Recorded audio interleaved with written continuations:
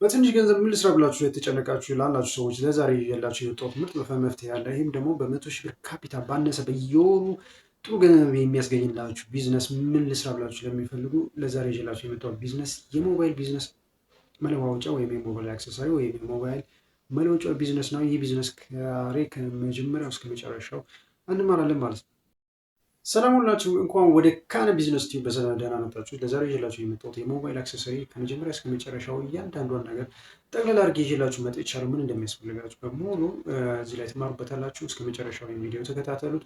ምናልባት ይህን ቢዝነስ የዚህ ቢዝነስ ፍላጎት ካላችሁ፣ ይህን ቢዝነስ የመጀመር ፍላጎት ካላችሁ ይህን ቪዲዮ እስከ መጨረሻው ሳትሰላችሁ ተመልከቱት። እንግዲህ ይህን ቢዝነስ ለመጀመር ምን ያስፈልገናል የሚለውና ከምነግራችሁ ይህን ቢዝነስ ለመጀመር እንግዲህ ንግድ ፈቃድ ያስፈልገናል። ከንግድ ፈቃድ ጥሩ የቦታ የሱቅ ቦታ ያስፈልገናል። ይህም ቢዝነስ ለመጀመር ጥሩ ቦታ መጀመሪያ ንግድ ፈቃድ ያስፈልገናል። እሱ መጨረስ በኋላ የሱቅ ቦታ ያስፈልገናል፣ ጥሩ የሆነ ሱቅ ቦታ። ከዛ ደግሞ መደርደሪያ ያስፈልገናል፣ የመሸጫ ካውንተሮች ያስፈልገናል፣ ፖስ ወይም ደረሰኞች ያስፈልገናል። እንደዚሁም ደግሞ ካሜራ ያስፈልገናል። ያን ያህል ካሜራ ግዴታ አይደለም፣ ግን ለራሳችሁ ጥንቃቄ ሲባል ካሜራ ብታደርጉም ያስፈልጋል። መደርደሪያ ብያችኋለሁ፣ የመሸጫ ካውንተሮች። አሁን የምናየው ደግሞ ምን አይነት ይህን ቢዝነስ ለመጀመር ምንድን ነው የሚያስፈልገን? ይህን ቢዝነስ ለመጀመር ምን አይነት እቃዎች ናቸው የሚያስፈልጉ የሚሉት፣ ፎን ኬዝ ያስፈልገናል፣ ስክሪን ፕሮቴክተር ያስፈልገናል፣ ፓወር ባንክ ያስፈልገናል፣ እንደዚሁም ዩኤስቢ ኬብል ያስፈልገናል፣ ኤርፎን ያስፈልገናል፣ ኤርፓድ ያስፈልገናል፣ እንደዚሁም ደግሞ ኤርፎን ያስፈልገናል፣ እንደዚሁም ብሉቱዝ ስፒከር፣ ስማርት ዎች ያስፈልገናል፣ ሰልፊ ስቲክ ያስፈልገናል፣ ካር ቻርጀር፣ ሚሞሪ ካርድ፣ ፍላሽ ድራይቨር ያስፈልገናል፣ ሪል ሆልደር ያስፈልገናል፣ እንደዚሁም ደግሞ ጌሚንግ አክሰሰሪዎች ያስፈልጉናል፣ ካሜራ ፕሮቴክተር ያስፈልገናል ወይም ካሜራ ሌንስ ፕሮቴክተር ያስፈልገናል። እነዚህ ፋስት ቻርጀሮች እነዚህ በሙሉ ያስፈልገናል። ተጨማሪም ተጨምሩበት እናንተ ትችላላችሁ። እነዚህ ናቸው እቃዎቹ ለመጀመር እነዚህ እቃዎች ነው። አሁን ደግሞ የምናየው ቀጣይ የት እነዚህን እቃዎች የት ቦታ ነው የምናገኛቸው የሚለውን ነው የምናየው ማለት ነው። እነዚህን እቃዎች ከየት ቦታ ነው የምናገኛቸው፣ እንዴት ነው ደግሞ መግዛት የምንችለው፣ ወይም ደግሞ እንዴት ነው ይህን እቃ በጅምላ ነው ወይስ በችርቻሮ የሚለውንም የምናየው። የሞባይል አክሰሰሪ የሞባይል መለዋወጫ ቢዝነስ ምንድን ነው? ይህ ቢዝነስ ለሞባይሎቻችን የሚያስፈልጉ እቃዎችን የምንለው መለዋወጫዎች የምንገዛበት ነው። ይህም ደግሞ በጅምላ ገዝተን እንደዚሁም ደግሞ በችርቻሮ የሚሸጥበት ቢዝነስ ነው ማለት ነው። ደግሞ በቦታዎቹ የት አካባቢ ነው? እነዚህን ቦታዎች የት ነው ሄደን ማግኘት የምንችለው? እነዚህን እቃዎች ከየት ነው የምናገኘው? መርካቶ ለምትሉት ቦታዎቹን ነው የምጠቁማችሁ። መጀመሪያ 5ኛ አለቃ ወይም ደግሞ አባሸት አካባቢ ነው። ወይም ደግሞ የኤሌክትሮኒክስ መደብሮች ወይም ኤሌክትሮኒክስ መሸጫዎች ቦታዎች ነው የምታገኙት ማለት ነው። እነዚህ ቦታዎች ከሄዳችሁ ታገኛላችሁ ማለት ነው። ከጅምላ ሻጮች ነው እንትን የምትሉት።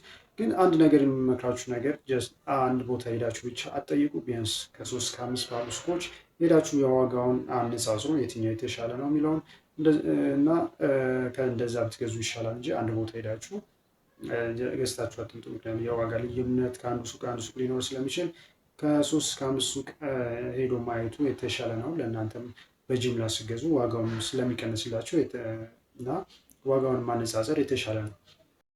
ይህም ቢዝነስ ለመጀመር ምን ያህል ካፒታል ያስፈልገናል የሚለውን ከትንሽ መካከለኛ እስከ ትልቅ ያለውን ዘርዘር አድርጌ የምነግራችሁ ይሆናል። እንዲህ በትንሽ ካፒታል ይህን ቢዝነስ ለመጀመር ከ50 ሺህ እስከ 100 ሺህ ብር ያስፈልጋችሁ ይችላል። ከ50 ሺህ እስከ 100 ሺህ ብር ሊያስፈልጋችሁ ይችላል። ይህ መነሻ በአነስተኛ የሆነ የሞባይል አክሰሰሪ ቤት ለመክፈት ከ50 ሺህ እስከ 100 ሺህ፣ እንደዚሁም ደግሞ በመካከለኛ ደግሞ ካላችሁ ከ100 ሺህ እስከ 250 ሺህ ያስፈልጋችኋል፣ በጅባችሁ ይችላል። እንደዚሁም ደግሞ ትልቅ የሆነ የሞባይል አክሰሰሪ ልክፈት ካላችሁ ደግሞ ከ250 ሺህ እና ከዛ በላይ ያስፈልጋችኋል ማለት ነው። ይህን ቢዝነስ ለመጀመር ጥሩ የሆነ እቃ እንዴት እንምረጥ የምትሉ ከሆነ ደግሞ ጥሩ የሆነ የፍላጎት ያለው ወይም በብዙ ሰዎች ተፈላጊ የሆነው የሞባይል ሞዴል አክሰሰሪዎች ያስገቡ። እንደዚሁም ደግሞ ጥሩ እቃ ይምረጡ። በተጨማሪ እነዚህን ጥሩ እቃዎች ሲመርጡ ደግሞ ያው ደንበኞቻችሁ ዛሬ ገዝተው ሌሎችን ይዘውላችሁ ሊመጡ ይችላል። በተደጋሚ መጥተው ሊገዛችሁ ይችላሉ። በዛ በተጨማሪ ደግሞ የራሳቸውን ጓደኞቻቸውን የሚያውቋቸውን ሰዎች ይዘውላችሁ ይመጣሉ ማለት ነው።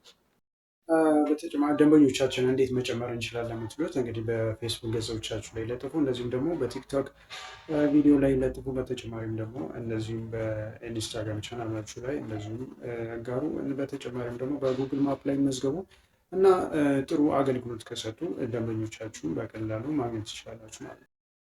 አሁን ወደ ትርፋችን ነው። እንግዲህ የትርፋችን መጠን ምን ያህል ይሆናል የሚለው ነው የምናየው። እንግዲህ የትርፋችን መጠን ከ20% እስከ 30% ወይም ከዛ በላይ ሊሆን ይችላል። እንደቀው እንደ እቃው ማለት ነው። እንደዚሁም ደግሞ ከጅምላዎች ጋር በጥሩ ዋጋ ካገኘን ትርፋችን የዛን ያህል ሊጨምር ይችላል ማለት ነው። ይህን የዲጂታል ዓለም ከተቀላቀሉ ወይም ደግሞ ምርቷችሁን በሶሻል ፕላትፎርሞቻችሁ አማካኝነት በቲክታክ ሊሆናል፣ ፌስቡክ ሊሆን ይችላል፣ ኢንስታግራም፣ ቴሌግራም ላይ እዛ ላይ እየፖስታችሁ ምርቶቻችሁን በፍጥነት እንዲያደርግላችሁ ማድረግ ትችላላችሁ ማለት ነው።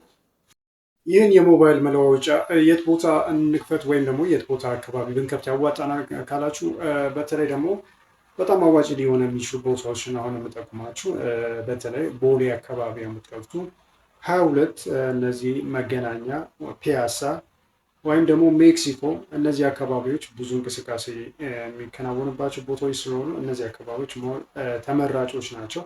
ሌሎችም አያዋጡም እያልኩ አይደለም። በእርግጥ አስፓልት ዳር ላይ ሰው እንቅስቃሴ ያለበት ቦታ ላይ ብታደርጉም ያዋጣችኋል። ግን ይበልጥ እነዚህ ቦታዎች እጅግ አዋጭና ተፈላጊ የሆኑ ቦታዎች ስለሆኑ ትርፋችንን ወይም ሽያጫችንን እንዴት ነው የምንጨምረው የሚለው ነው። አሁን ለምንለው የዚህን ትርፍ ወይም የሞባይል አክሰስ ቢዝነስን ትርፍ ወይም ሽያጫችን ለመጨመር ጥራት ያለው እቃ ለደንበኞቻችን ማቅረብ አለብን። ይህም ደግሞ ለእኛም እንመሰግንበታለን። እንደዚሁም ደግሞ ትርፋችንን ወይም ሽያጫችንን እየጨመረ ይመጣል። ምንም ውድ እንኳን ቢሆን ደንበኞች የሚፈልጉት ጥራት ያለው እቃና ለረጅም ጊዜ የሚቆይላቸው እቃ ነው። ወዲያው የሚበላሽ እቃ ከሆነ እነዚህ ሰዎች ተመልሰው ወደኛ አይመጡምና ውድ የሚሆን ጥራት ያለው እቃ ማቅረቡ ለእኛ የተሻለ ነው። እንደዚሁም ደግሞ የእኛንም ስም እንደዚሁ ደግሞ በጥሩ ሁኔታ እንዲጠራና ስማችንም እንዲገነባልን ያደርጋልን። በተጨማሪም ደግሞ ደንበኞቻችን ተደጋጋሚ ጊዜ እንዲመጡና እንደዚሁም ደግሞ ሌሎች ደንበኞችን ይዘውልን እንዲመጡ ያደርጋል ጥራት ያለው እቃ ማቅረብ ማለት ነው።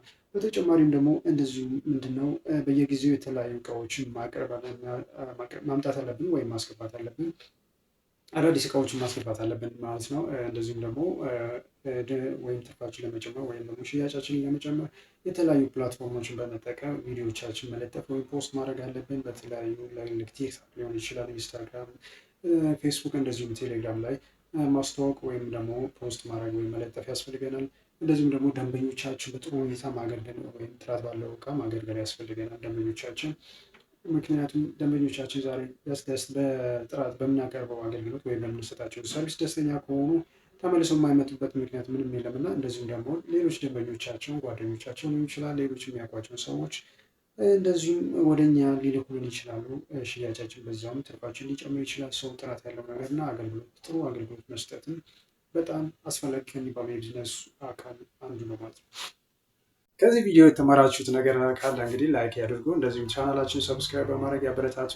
በተጨማሪ ደግሞ ለሌሎች ያጋሩ። ለዛሬ እንግዲህ ይዘንላችሁ የመጣ ነው የሞባይል አክሰስ ቢዝነስ በካነን ቢዝነስ ቲዩብ ይህን ይመስላል። በቀጣይ ደግሞ አሪፍ የሆነ ወይም ደግሞ እናንተ ደግሞ ሰጀስት የምታደርጉኝ ከሆነ ምን ይዤላችሁ እንደምመጣ ከፈለጋችሁ ኮመንት ላይ አስፍሩልኝ። ለዛሬ ይዤላችሁ የመጣሁት የሞባይል አክሰሰሪስ ቢዝነስ ይሄ ነው። እንደምትወዱት ተስፋ አለኝ። ካልወደዳችሁ ደግሞ እዛች ኮመንት ላይ አስፍሩልኝ ምን መሻሻል ካለበት። በቀጣይ አሪፍ አድርጌ እንደይዤላችሁ እንደመጣ ቃል ገባላችኋለሁ። ሰላማችሁ